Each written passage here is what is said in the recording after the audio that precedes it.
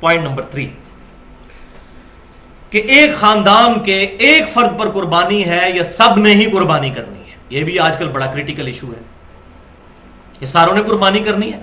ایک خاندان میں جتنے بندے ہیں اور سارے امیر ہیں تو کیا سارے ہی کریں گے؟ تو بہتر تو یہی ہے سارے ہی کریں. جتنا میٹھا ڈالیں گے اتنا ہی بہتر ہے. آخرت کے لیے سیف کریں اس کو، عبادت. لیکن دین کی طرف سے اوبلیگیشن ہے کہ ایک خاندان کی طرف سے ایک قربانی ہوگی. ایک خاندان، ایک فیملی. اب فیملی یہ نہیں ہے کہ 5 بھائی ایک گھر میں شادی شدہ رہ رہے ہیں تو یہ ایک فیملی ہے. نہیں، ایک شادی شدہ بندہ اور اس کے بچے، یہ ایک فیملی ہے. ایک گھر میں اگر 5 بھائی ہیں تو یہ 5 فیملیز ہیں، الگ الگ اپنی قربانی دیں گے. یہ نہیں ہے نہیں جی ہم تو ابا جی کو تنخواہ دیتے ہیں، ایک ابا جی نے قربانی کر دی سب کی طرف سے ہوگی. نہیں، باقی خرچے لادا لادا ہیں. قربانی کی باری ہے تو ابا جی دیں گے. نہیں، تو ایک خاندان، میاں بیوی اور بچے، وہ ایک خاندان تصور ہوں گے، ان کی طرف سے ایک قربانی. اور وہ ثبوت جامعہ ترمذی اور سنن ابن ماجہ میں صحیح سند کے ساتھ حدیث ہے. عطا بن یسار تابعی کہتے ہیں کہ میں نے سیدنا ابو ایوب انصاری جو نبی صلی اللہ علیہ وسلم کے میزبان تھے ان سے پوچھا کہ آپ صلی اللہ علیہ وسلم کے زمانہ مبارک میں آپ لوگ قربانی کس طرح دیا کرتے تھے؟ تو انہوں نے کہا کہ آپ صلی اللہ علیہ وسلم کے مبارک زمانے میں ہم میں سے ہر شخص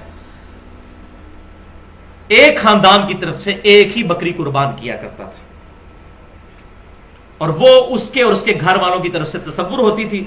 لیکن بعد میں پھر صورتحال خراب ہوگی اور لوگ باہم فخر کرنے کے لیے ایک سے زیادہ قربانیاں کرنا شروع کر دیں، جس کا ذکر اگلی حدیث میں موجود ہے سنن ابن ماجہ میں ہی اور المستدرک للحاکم میں صحیح سند کے ساتھ.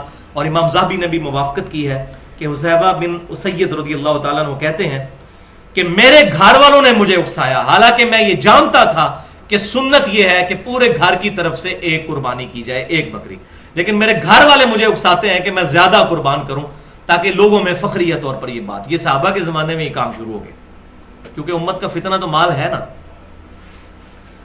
تو پھر وہ صحابی کہتے ہیں کہ اب ہم زیادہ قربانیاں کرتے ہیں، اگر نہ کریں تو لوگ ہمیں کہتے ہیں یہ کنجوس ہے. اس زمانے میں بات ہو رہی ہے، کنجوس کہتے ہیں.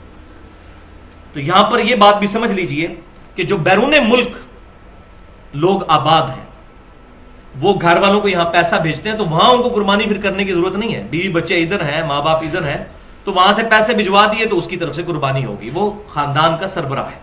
یہ نہیں ہے کہ اس نے لادا ادھر قربانی کرنی ہے. اسی طریقے سے فطرانے کے پیسے، باقی چیزیں جو ہیں وہ یہاں پر اگر کوئی بھجوا دیتا ہے تو یہاں پر دے دیں گے تو ادا ہو جائے گی.